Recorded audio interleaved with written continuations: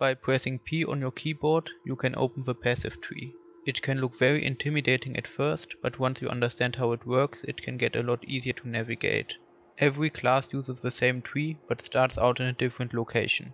However, there is nothing stopping a marauder from getting to the right side of the tree. It will just cost more points than it would cost a ranger.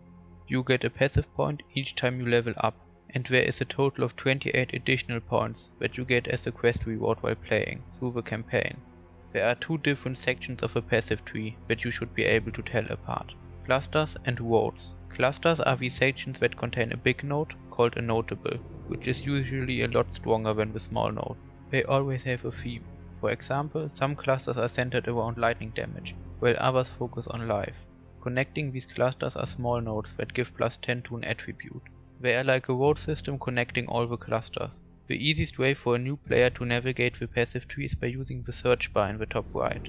Just decide what you want to get from your points and use the search function to find a cluster that grants it to you. So if you want more life, just type in life and look for the nearest cluster. Then use a road to get there and allocate the notable of the cluster. If you aren't following a build guide, you can use this method to get through the campaign without needing to have your whole build planned out. There are also two special types of nodes that you should know about. The first ones are keystones. Those are the really big ones that aren't part of any clusters and just sit right next to the roads. They completely change the way your character works and often come with drawbacks.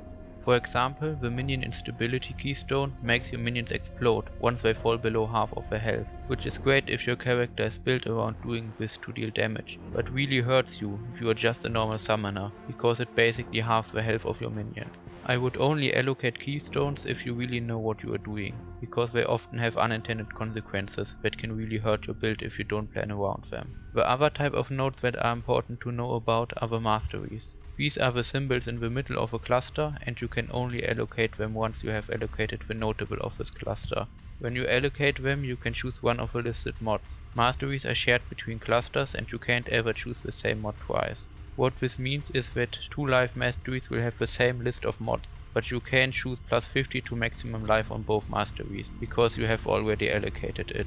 There is another type of node on the tree, called a jewel socket, but you don't have a use for them until later in the game, so I will make a separate video on them.